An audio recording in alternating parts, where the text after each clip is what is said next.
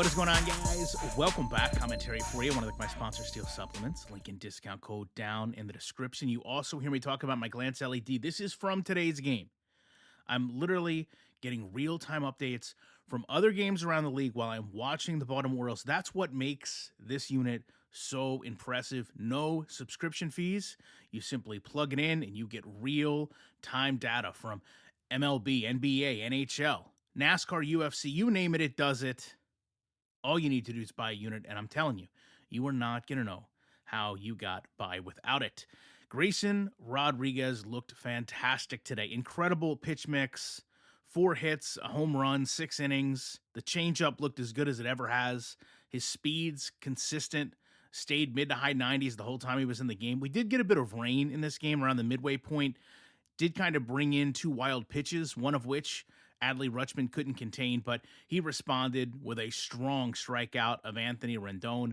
You know, for the Angels, Canning just did not seem to have midseason form. He gave up a home run early. Mountcastle nearly got a home run off of him. And, you know, this is the risk of keeping pitches low, but also right over the heart of the plate. I mean, guys were picking these pitches off at their ankles. You know, at one point, he also just seems to kind of almost lose the mindset of the game, like lose the plot of the game, right? He's trying to pick off Gunnar Henderson with 2 outs while loading the count against Santander. You know, he also let Mountcastle come back down 0-2 for a walk. Now, I will say I've talked about some players that have some issues. I think Urias is one of them. I think Austin Hayes is another. You know, Urias made a highlight catch early in the game, but he missed one late. So you kind of just have this inevitable Jackson Holiday call-up. Jordan Westberg looked really good at second base. You know, it's hard to tell if it was related to the ball that they're using this year, but these exit velocities are insane. I think there was maybe 8 or 9, maybe even 10 hit 100 miles an hour out. You know, the bottom of the 6th, though, is where things historically fell apart for the Angels. The lineup literally goes all the way around. Every batter scores. You know, Austin Hayes welcomed Garcia out of the bullpen with an RBI single. Mullins followed it up with an RBI double. We're 5-1. Westberg singles to drive in Hayes. Then you've got Urias with kind of a crazy situation, gets on base with an error that was really what should have been a double play. And then from there, Garcia gets pulled. Henderson comes into triple, who was, by the way, a double away from the cycle before he got pulled from the game. Santander hits a home run. Then it goes back to Mountcastle. You kind of have this trio of pop-outs. Now, this really did make a complex bullpen situation because Danny Colome in real time must have been trying to warm up for 45 minutes, expecting he would have already been in the game. So he came in as relief. Colton Cowser enters the game as well.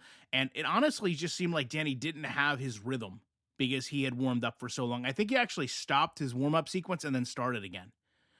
But other than that, Danny was able to get through an inning. Jacob Webb comes in, makes his first appearance as a father against his former team, by the way.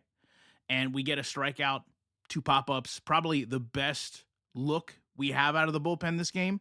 Rutschman then gets replaced by McCann. Tony Kemp comes in, makes his debut, takes the chance away for Henderson, like I talked about, who was a double away from the cycle. But you know what? He gave one away last year, so there's no guarantee that Gunnar Henderson isn't going to play 100%. But you know what? Tony Kemp, 3 more feet, and he was going to have a debut home run. Adam Kimber comes in, and, you know, he missed a pitch so bad, it hit the billboard beside the backstop. And I don't know that I've seen a pitch be that wild. He also, obviously, if you're not familiar, kind of has this very awkward stance. And then from there, you know, you basically have just kind of a rotating door of relievers. I would say Cisnero and Ohapi were the bright spots for the Angels in this game. Joe Adell did come in and triple off Cianel Perez, who then gave up a run before he left after 6 pitches with an injury. Mike Baumann tries to close the game out. He starts with a wild pitch, followed by a base hit. And it was just like, you know, and I'm a big fan of Mike Baumann. It just seems like he doesn't have the command, does not have the control. He had an opportunity to run over to first and catch a ball that was low for an out, and he kind of dropped it. And I do just want to say, you know, when you look at the final score, this game was out of hand very early. But I think what you really see more is that the Orioles have elite pitching. Not just in this game with Grayson, but when you look at yesterday's game. And when you get in an Angels team that, listen, they can actually hit.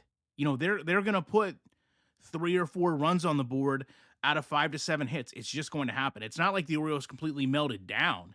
It was just things got very out of hand from the bullpen perspective very quickly because I think all the timing sequences came off. As soon as Danny Colomb needed like a whole TV show to warm up, you just kind of knew kind of the chemistry and the flow of that bullpen was going to be off. But another obviously huge day for the Orioles, undefeated. I mean, yeah, it's only 2 games in, but they really either have shown how strong they are or how awful the Angels are.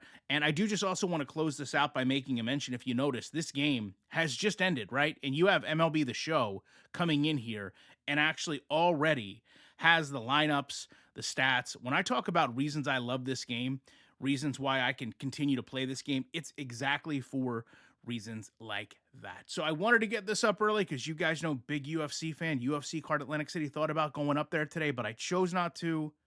I'm going to go watch that card. Hope you enjoyed this video. I will be back tomorrow with more commentary.